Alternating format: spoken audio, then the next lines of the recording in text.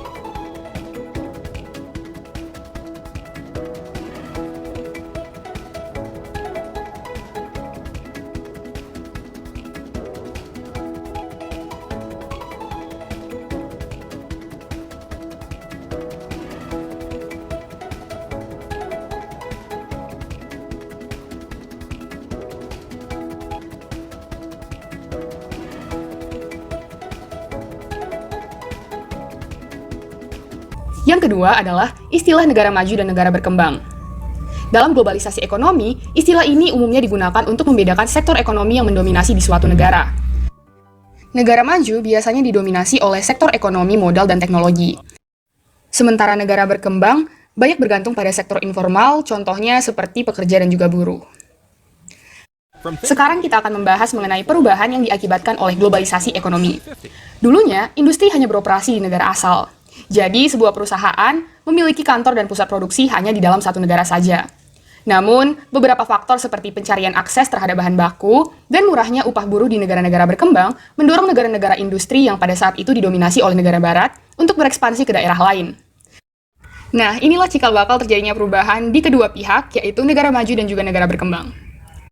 Seperti biasa, disiplin ilmu hubungan internasional memandang fenomena globalisasi ekonomi melalui berbagai perspektif. Yang pertama adalah perspektif pro-globalis. Kelompok ini memandang bahwa globalisasi ekonomi sebenarnya membawa banyak sekali dampak positif bagi negara maju dan berkembang.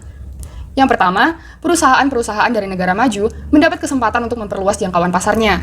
Mereka juga dapat membangun production base yang berlokasi tidak jauh dari sumber bahan baku. Selain itu, perusahaan-perusahaan ini juga dapat mencari pekerja dari negara berkembang yang biasanya berupah lebih rendah dibandingkan di negara asal perusahaan. Efisiensi terhadap akses bahan baku dan pekerja tentunya membuat biaya produksi menjadi lebih rendah. Ditambah lagi, dengan jangkauan pasar yang semakin luas, perusahaan-perusahaan ini menjadi berpotensi untuk menghasilkan untung yang lebih tinggi. Sedangkan bagi negara berkembang, akan terjadi pembangunan infrastruktur, penyerapan tenaga kerja, dan juga penyaluran teknologi.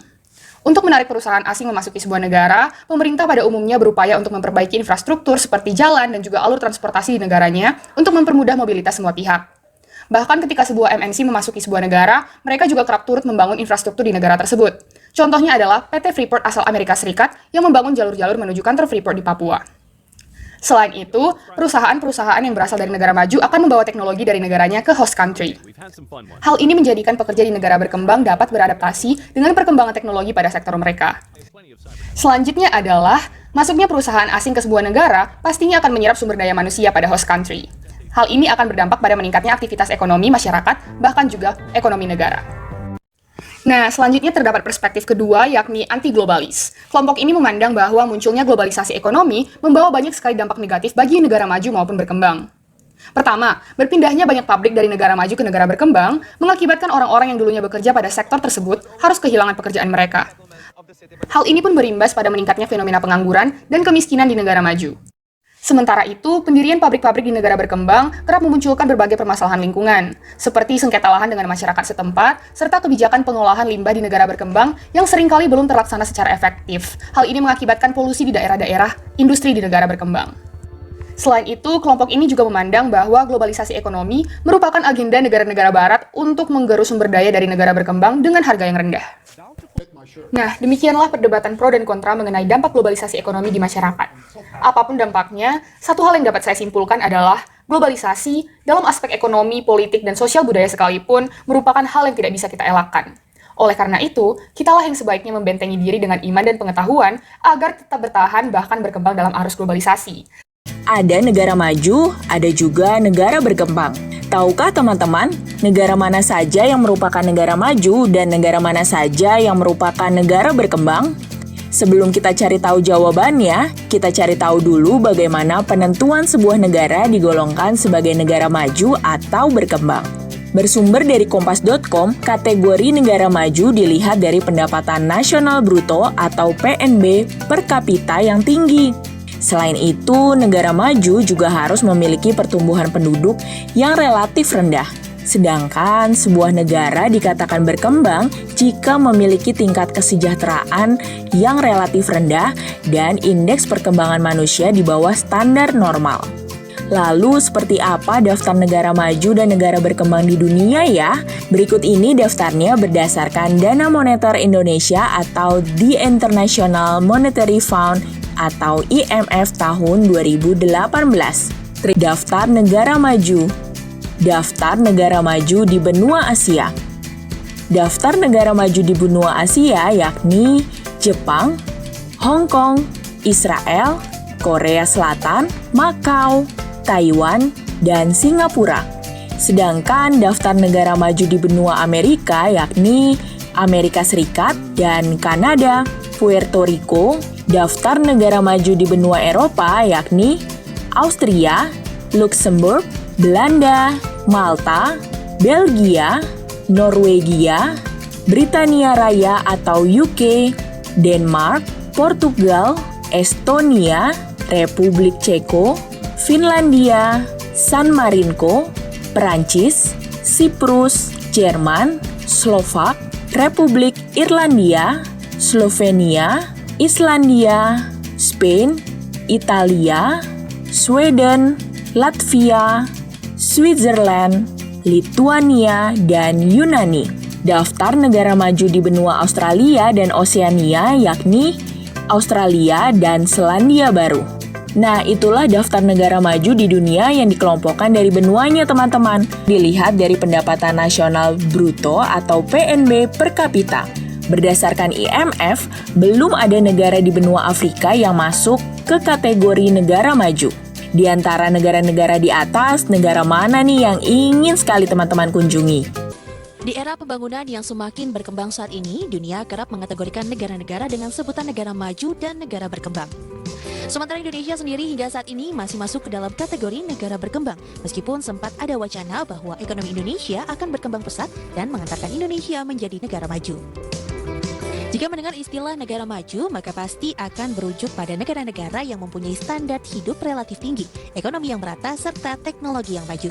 Tetapi selain itu, negara-negara ini juga dikatakan sebagai negara maju karena memiliki tingkat kualitas hidup masyarakatnya yang tinggi, dilihat dari tingkat kesejahteraan hidup yang tinggi, dan jika dilihat dari segi perekonomian maupun teknologi yang maju, berikut ini 3 contoh negara maju di Asia. Yang pertama ialah Jepang.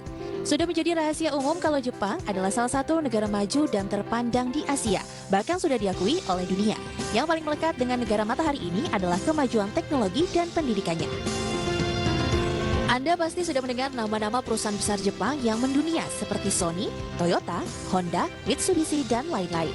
Tak salah jika Jepang dimasukkan dalam urutan pertama negara maju di Asia, karena sejumlah 326 perusahaan Jepang berada dalam daftar Forbes Global 2000, atau 16,3% dari total perusahaan dalam daftar Forbes Global 2000 pada tahun 2006. Selain didukung oleh pemerintahan yang sangat menjunjung etos kerja keras dan kejujuran yang tinggi, kemajuan bangsa Jepang juga didukung budaya masyarakatnya yang bekerja keras, menghargai waktu, dan mandiri. Negara maju lainnya di Asia yakni China. Pada tahun 2016, negara ini mencapai pertumbuhan tertinggi di dunia, yakni mencapai 6,7%. Titik inilah yang membawa negeri tirai bambu ini menjadi salah satu kekuatan ekonomi baru di dunia. Saat ini ada 3 hal yang menjadi rahasia penggerak ekonomi China. 3 hal ini yang menjadi pendorong Tiongkok berlari dengan kencang, khususnya di bidang perekonomian, diantaranya properti, infrastruktur, dan otomotif. 3 sektor ini bisa dikatakan menjadi lokomotif pertumbuhan ekonomi China dalam 20 tahun terakhir. Rahasia lainnya adalah bangsa Tiongkok juga memiliki kemampuan reverse engineering atau terbiasa untuk membeli, membongkar, mengawati, meniru, dan memodifikasi terhadap semua produk teknologi terbaru. Ini akhirnya membuat mereka menjadi raksasa teknologi di bidang apa saja. Di urutan ketiga, negara maju di Asia yakni Korea Selatan. Kesuksesan dari Korea Selatan bermula dari kebijakan negara ini memfokuskan diri pada pengembangan industri manufaktur dan teknologi, terutama pengembangan di sumber daya manusia di bidang teknologi. Tak hanya itu, pola pikir generasi muda Korea yang mau menjadi pengusaha turut mendorong negara ini menjadi negara maju. Tak heran pada tahun 1990, Korea Selatan sebetulnya sudah masuk kategori negara maju. Negara yang melakukan produksi ponsel ini pun semakin terkenal di global lewat merek Samsungnya. Hal yang penting dilakukan oleh Korea Selatan adalah mengembangkan ilmu pengetahuan dan teknologi, inovasi, dan menciptakan pengusaha. Kita pahami dulu apa itu perdagangan bebas. Perdagangan bebas adalah sistem di mana barang dan jasa dapat diperdagangkan antar negara tanpa hambatan seperti tarif, kuota, atau peraturan lainnya. Tujuan utamanya adalah meningkatkan efisiensi pasar dan memperluas akses ke produk global. Dan inilah dampak positif dan negatif perdagangan bebas bagi Indonesia. Dampak positif. Pertama, akses ke pasar global. Dengan perdagangan bebas, produk-produk Indonesia seperti kopi, pakaian, dan elektronik bisa masuk ke pasar internasional tanpa hambatan besar. Ini memberikan peluang besar bagi pelaku usaha untuk memperluas jangkauan pasar mereka. 2. Peningkatan investasi asing. Perdagangan bebas juga dapat mendorong investasi asing masuk ke Indonesia. Investor luar negeri akan tertarik untuk mendirikan pabrik atau bisnis di negara kita karena kebijakan perdagangan yang lebih terbuka, yang pada akhirnya akan menciptakan lapangan kerja baru dan meningkatkan perekonomian. Ketiga, transfer teknologi dan inovasi. Perusahaan asing yang masuk ke Indonesia seringkali membawa teknologi canggih yang bisa kita pelajari dan kembangkan di dalam negeri. Hal ini akan meningkatkan daya saing industri Indonesia di pasar global. Dampak negatif. Pertama, persaingan yang tidak seimbang. Namun, perdagangan bebas juga memiliki sisi negatif. Salah satunya adalah persaingan yang tidak seimbang. Produk-produk dari luar negeri yang masuk ke Indonesia seringkali lebih murah dan lebih kompetitif, sehingga produk lokal, terutama dari usaha kecil dan menengah, sulit bersaing. 2. Ketergantungan pada impor. Perdagangan bebas juga dapat menyebabkan ketergantungan pada impor. Jika terlalu banyak barang luar negeri yang diimpor, bisa jadi industri dalam negeri akan melemah karena produk lokal tidak banyak diminati. Ini bisa mengancam kemandirian ekonomi Indonesia. Ketiga, pengaruh negatif pada industri lokal. Jika industri dalam negeri tidak mampu bersaing, banyak pabrik dan bisnis lokal yang mungkin harus tutup, mengakibatkan meningkatnya pengangguran dan menurunnya pendapatan negara. Perdagangan bebas membawa dampak positif dan negatif bagi Indonesia. Di satu sisi, ia membuka peluang dan pertumbuhan ekonomi, investasi, dan inovasi. Namun, ada risiko terhadap industri lokal dan ketergantungan pada impor. Oleh karena itu, pemerintah dan pelaku usaha perlu bekerja sama untuk memanfaatkan peluang perdagangan bebas dengan baik, sambil melindungi kepentingan ekonomi domestik. Dalam kehidupan bernegara, kita juga melakukan kerjasama dengan negara-negara lainnya loh. Istilahnya merupakan kerjasama internasional, yaitu kegiatan untuk mencapai tujuan bersama. Nah, kerjasama ini ada dalam berbagai bidang, seperti keamanan, politik, ekonomi, hingga pendidikan. Apa saja kerjasama internasional ya? Kerjasama bilateral. Kerjasama bilateral merupakan kerjasama antar dua negara untuk mencapai sesuatu. Kerjasama ini juga menggambarkan hubungan timbal balik, sehingga kedua negara tersebut sama-sama terlibat dalam proses bekerja untuk mencapai keinginan dalam bidang ekonomi, politik, atau keamanan. Keuntungan dan kerugian pun ditanggung bersama, serta mempunyai 3 motif penting, yaitu memelihara kepentingan nasional, memelihara perdamaian, dan meningkatkan kesejahteraan ekonomi. Saat ini, Indonesia melakukan kerja bilateral dengan negara lain. Contohnya kerjasama Indonesia dengan Arab Saudi terkait ibadah haji. Kerjasama multilateral. Kerjasama multilateral artinya kerjasama yang melibatkan lebih dari 2 negara. Kerjasama ini enggak terbatas oleh satu kawasan atau bisa beda kawasan. Terdapat 2 jenis anggota dalam kerjasama multilateral, yaitu anggota utama dan aktif. Contoh kerjasama multilateral, United Nations atau UN, atau Persatuan Bangsa-Bangsa. Kerjasama regional. Kerjasama regional merupakan kerjasama yang dilakukan oleh negara-negara yang berada dalam suatu wilayah tertentu yang berdekatan.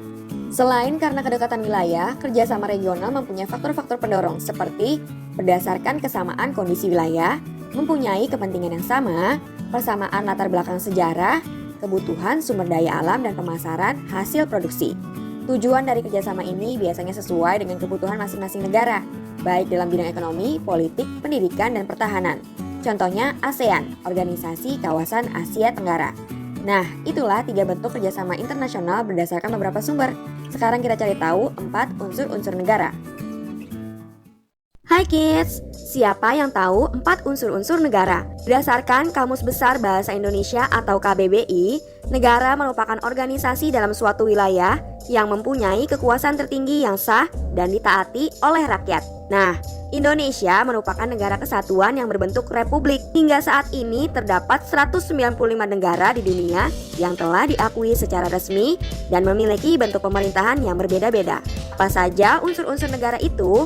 Yuk langsung saja kita simak videonya. Wilayah. Negara Kesatuan Republik Indonesia merupakan negara kepulauan yang berciri Nusantara dengan wilayah yang berbatas-batas. Selain itu, setiap hak-haknya ditentukan dengan undang-undang. Indonesia memiliki wilayah untuk tempat tinggal rakyatnya. Wilayah ini berguna untuk penyelenggaraan pemerintah. Hal ini juga berarti bahwa Indonesia merupakan negara kepulauan yang memiliki daratan dan laut. Rakyat Indonesia terdiri dari warga negara dan warga negara asing yang tinggal di Indonesia. Rakyat memiliki hak dan kewajiban dalam berbagai bidang. Misalnya, di bidang pendidikan, hukum, politik, dan sebagainya. Selain itu, setiap warga negara memilih hak untuk memilih wakil rakyat. Pemerintah yang berdaulat. Pemerintah di Indonesia terbagi menjadi 3, yaitu lembaga eksekutif, yudikatif, dan legislatif. Pemerintahan juga menjadi lembaga yang menjalankan pemerintah negara. Pengakuan dari negara lain. Setiap negara membutuhkan pengakuan dari negara lain, yang berarti bahwa Indonesia memiliki kedudukan yang sama dengan negara lain. Selain itu, Indonesia juga melakukan hubungan kerjasama dengan negara lain. Berdasarkan website kemendikbud.go.id, pengakuan negara lain terbagi menjadi 2, yaitu de facto dan de jure. Pengakuan de facto yaitu pengakuan berdasarkan kenyataan yang sesungguhnya atau sesuatu pemerintahan. Sedangkan de jure merupakan pengakuan negara baru sesuai hukum internasional. Nah kids, itulah 4 unsur-unsur negara dan penjelasannya berdasarkan beberapa sumber. Jangan lupa dan untuk kita ingat selalu ya. NATO atau North Atlantic Treaty Organization dibentuk pada tahun 1949 oleh 12 negara. Fakta Pertahanan Atlantik Utara tersebut didirikan oleh Amerika Serikat, Kanada, Inggris, Perancis, Belgia, Belanda, Luxembourg, Italia, Portugal, Norwegia, Denmark, dan Islandia. Perjanjian pendirian NATO ditandatangani di Washington DC dan para pemimpin negara-negara NATO menandai peringatan itu pada hari pertama pertemuan puncak yang berlangsung antara tanggal 9 sampai 11 Juli setiap tahun. Pembentukan ini respons dari Perang Dunia Kedua di Eropa yang menanggapi perluasan pengaruh Uni Soviet dengan ideologi komunismenya di Eropa Timur dan memicu kekhawatiran akan kemungkinan ancaman Soviet terhadap negara-negara Barat. Maka, sejumlah negara Eropa Barat termasuk Amerika Serikat, Kanada, dan Inggris kemudian menggagas pembentukan aliansi militer kolektif itu. Tujuan dibentuknya NATO adalah meningkatkan pertahanan kolektif dan memberikan jaminan keamanan bersama di hadapan potensi ancaman Uni Soviet. Aliansi ingin mengonsolidasikan kekuatan militer, mempromosikan stabilitas politik, dan mengamankan perdamaian di kawasan Eropa. NATO dianggap sebagai landasan pertahanan kolektif yang efektif dan solid untuk melindungi negara-negara anggota dari potensi agresi militer. Keanggotaan NATO juga memberikan jaminan bahwa setiap serangan terhadap salah satu anggota akan dianggap sebagai serangan terhadap semua anggota, sehingga meningkatkan daya tangkal kolektif dan mengurangi potensi konflik bersenjata di kawasan tersebut. Para anggota NATO sepakat, jika salah satu dari mereka diserang, yang lain harus membantu mempertahankannya. NATO tidak memiliki pasukan sendiri. Negara-negara anggota dapat mengambil tindakan militer kolektif sebagai respons terhadap krisis. NATO mendukung PBB dengan melakukan intervensi dalam perang di bekas Yugoslavia antara tahun 1992 dan 2004. Aliansi itu juga mengordinasikan rencana militer dan melaksanakan latihan militer gabungan. NATO saat ini memiliki 32 anggota di Eropa dan Amerika Utara. Setelah runtuhnya Uni Soviet tahun 1991, banyak negara Eropa Timur bergabung seperti Albania, Bulgaria, Hongaria, Polandia, Republik Ceko, Slovakia, Rumania, Lituania, Latvia, Slovenia, Estonia, Montenegro, dan Makedonia Utara. Finlandia yang memiliki perbatasan darat sepanjang 1.340 km dengan Rusia bergabung pada April 2023. Sementara itu, Swedia menjadi anggota pada Maret 2024. Kedua negara itu telah mengajukan permohonan untuk bergabung pada Mei 2022, tak lama setelah Rusia menginvasi Ukraina. Sebelumnya, Finlandia dan Swedia memilih untuk berada di pihak netral. Namun kini, Ukraina, Bosnia dan Herzegovina serta Georgia berharap bisa bergabung dengan NATO.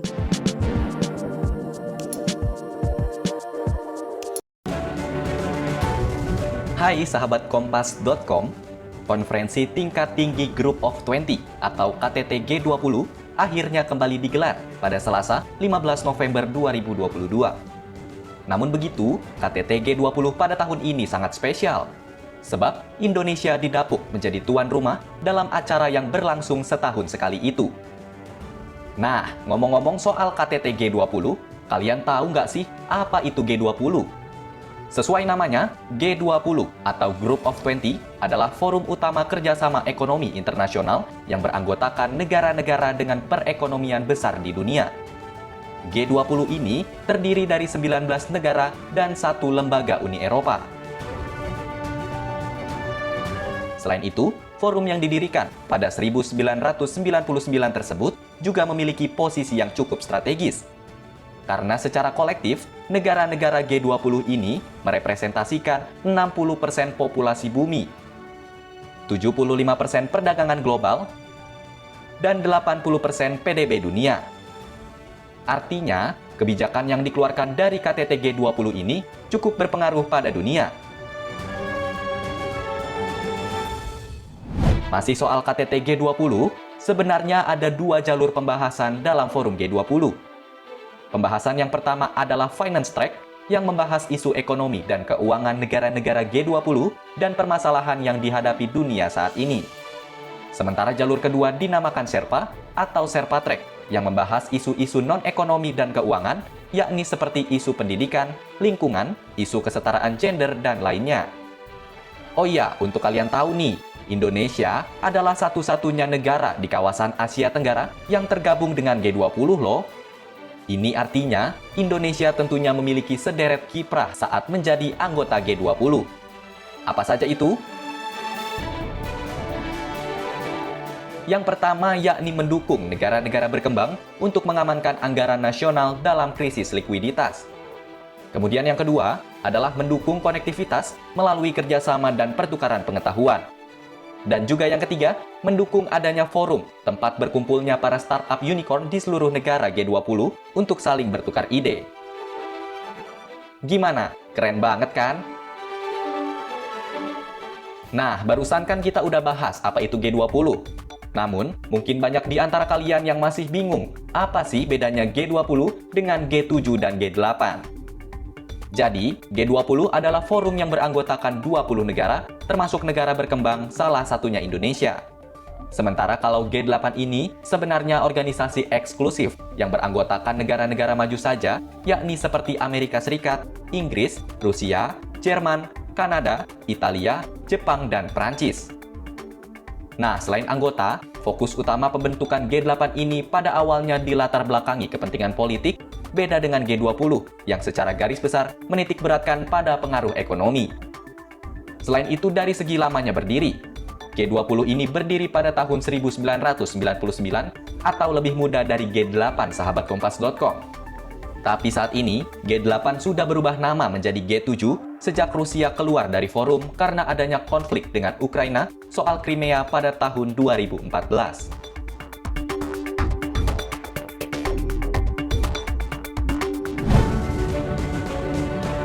Nah, itu dia ulasan terkait G20 dan perbedaannya dengan G7 dan G8. Sekian video kali ini. Kali ini aku mau bahas tentang negara tetangga Indonesia yang punya segudang pencapaian yang bisa kita tiru dan pelajari ya. Negara itu adalah Singapura. Singapura adalah sebuah negara yang luas wilayahnya bahkan nggak sampai nih 1% dari wilayah Indonesia. Bayangin deh, luas negara Singapura kira-kira cuma sedikit lebih besar aja dari ibu kota Jakarta. Tapi kalau ngomongin tentang pengaruh kekuatan ekonomi, Singapura adalah pusat perdagangan, ekonomi, bisnis, bahkan tujuan pariwisata yang dominan banget di kawasan Asia Tenggara. Kita bisa lihat nih, tiap kali ada perusahaan global yang pengen buka kantor buat bisnis di kawasan Asia, mereka seringkali milih Singapura sebagai markas perusahaan mereka. Dan tiap kali ada event internasional, lagi-lagi Singapura selalu jadi pilihan utama di kawasan Asia Tenggara. Entah itu konser akbar yang ngedatengin selebriti kelas dunia, balapan F1 yang sangat bergengsi, sampai eksibisi klub olahraga dengan fans besar di Asia. Mereka tuh selalu ngutamain negara Singapura dibanding negara-negara lain di Asia Tenggara. Padahal penduduk Singapura itu sendiri nggak banyak loh, tapi gara-gara semua event kelas dunia itu adanya di Singapura, akhirnya penduduk Indonesia, Thailand, Malaysia, dan banyak negara Asia lain berbondong-bondong datang ke Singapura buat nikmatin kesempatan langka nonton event-event kelas dunia di sana. Pertanyaannya sekarang, kenapa ya harus selalu Singapura? Kenapa negara dengan wilayah paling sempit di Asia Tenggara justru berhasil jadi pusat aktivitas dan persinggahan dunia internasional? Oke, mungkin buat kamu yang pernah ke Singapura udah nggak heran ya, kenapa sih Singapura itu selalu jadi pilihan dunia internasional? Negaranya aman, teratur, tertib, Terus politiknya stabil, pajaknya murah, SDM-nya cerdas, infrastrukturnya lengkap, butuh apapun semuanya ada deh di Singapura. Tapi kamu tahu nggak sih, dulu waktu negara Singapura merdeka, sebagian besar penduduk Singapura itu tergolong miskin loh dan nggak berpendidikan. Mereka juga nggak punya sumber daya alam apapun, bahkan masih banyak warga Singapura yang buta huruf dan tinggal di pemukiman kumuh. Dulu nih, boro-boro punya infrastruktur, air bersih aja mereka masih harus impor dari Malaysia. Tapi dalam waktu yang sangat singkat, Singapura bisa bertransformasi jadi poros ekonomi yang menjembatani wilayah Asia sama dunia internasional. Tapi kenapa bisa gitu ya? Padahal kan wilayahnya kecil banget, nggak punya sumber daya alam, dan kualitas SDM-nya juga dulu biasa aja. Sekarang penduduk Singapura punya IQ paling tinggi dan mencapai indeks pendidikan tertinggi di Asia Tenggara. Nah, di video kali ini aku mengulas sejarah transformasi ekonomi Singapura. Dari yang tadinya terpuruk banget, sampai jadi pusat perdagangan di Asia Tenggara. Singapura sendiri merdeka di 9 Agustus tahun 1965. Uniknya nih, mereka tuh bukan merdeka karena penjajahan, tapi gara-gara dilepasin sama negara Federasi Malaysia. Yap, buat kamu yang belum tahu, Singapura ini dulunya adalah salah satu provinsi di Malaysia. Tapi Singapura ini dikenal sebagai salah satu provinsi di Malaysia yang bandel banget, dan gak mau diatur gitu. Bahkan sempat terjadi kerusuhan etnis besar di tahun 1964. Setelah merdeka, Singapura di bawah kepemimpinan Lee Kuan Yew perlu ngambil langkah strategis. Saat itu mereka nggak punya modal apa-apa selain penduduk Singapura itu sendiri dan wilayahnya cukup strategis. Dengan cuma bermodal itu aja sejak awal nih, Singapura langsung berupaya gitu buat ngebuka gerbang lebar untuk kedatangan asing. Tapi siapa sih yang mau datang atau investasi ke negara kecil yang belum ada apa-apa kayak gitu? Nah, menariknya di tahun 65 konflik perang dingin tuh lagi memuncak terjadi di Vietnam antara Amerika dan pihak komunis yang didukung nih sama Uni Soviet. Saat itu Singapura ngebuka diri buat nyewain wilayahnya sebagai pelabuhan militer dan juga markas nih buat kapal-kapal perang Amerika dan Inggris. Dengan cuma nyewain wilayahnya yang cukup strategis, Singapura berhasil ngedapetin 200 juta dolar yang nilai itu setara sama 15% pendapatan nasional mereka di tahun 1967. Sejak saat itu Singapura terus berupaya buat ngejaga kepercayaan dan minat investasi negara-negara barat. Mereka juga bertekad buat ngebangun negara yang aman, nyaman, bebas korupsi, punya kepastian hukum, dan juga hukum pajak yang bersahabat nih supaya Singapura bisa terus jadi tempat bersandar dan juga persinggahan buat siapapun yang pengen berlabuh di sana. Setelah perang Vietnam berakhir, Singapura tuh langsung merevitalisasi pelabuhan mereka dengan cara nyulap bekas markas Angkatan Laut Inggris jadi pelabuhan Sembawang. Mereka juga ngebangun dermaga baru di Jurong, Pasir Panjang, dan wilayah lain. Dengan pembaruan teknologi bongkar muat yang canggih dan sangat efisien, Singapura punya salah satu pelabuhan terbesar, tercanggih, dan juga tersibuk di dunia yang ngehubungin 123 negara di dunia dan berkontribusi 20% terhadap arus perdagangan maritim dunia. Karena jadi pelabuhan maritim yang punya fasilitas dan infrastruktur yang baik, di 10 tahun pertama sejak merdeka, Singapura tuh udah jadi tujuan investasi dari negara-negara barat, khususnya di sektor manufaktur yang pada akhirnya jadi penyerapan tenaga kerja lokal buat jadi buruh manufaktur. Seiring dengan gencarnya investasi asing yang masuk nih, Singapura tuh mulai fokus buat ningkatin SDM mereka supaya bisa jadi para tenaga kerja ahli yang baik.